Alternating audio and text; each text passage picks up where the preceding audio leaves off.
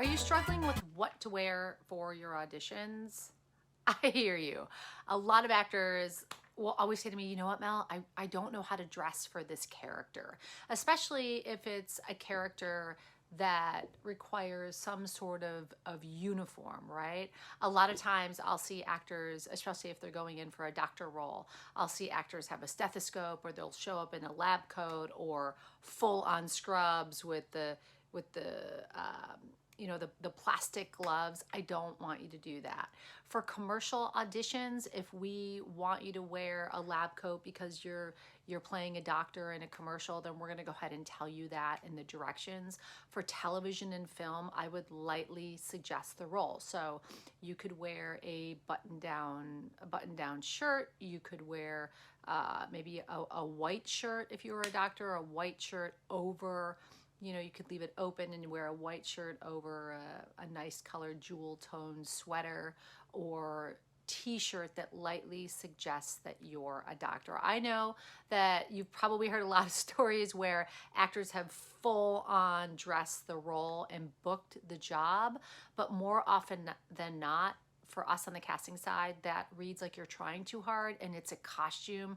And sometimes it can even take us out of you playing that role because it's just too much.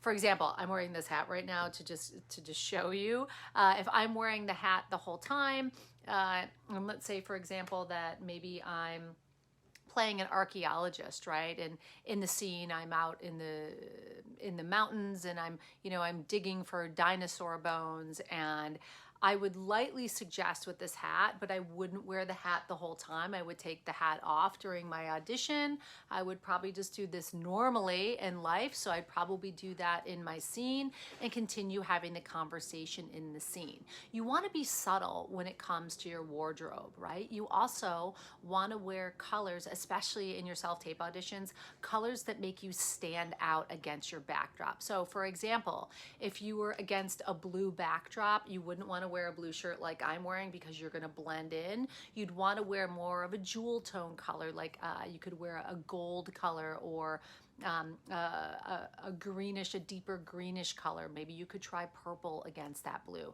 I would steer clear from black and white against that against that blue backdrop. If you're against a gray backdrop, I would steer clear of a white or a gray color because it's going to wash you out because of the color of that backdrop, right?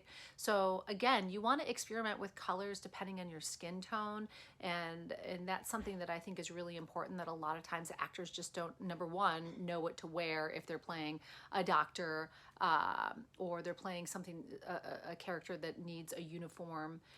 And number two, a lot of times actors don't think about the colors that look best on them, right? So let's say, for example, you get a breakdown and you're supposed to play like a quirky character.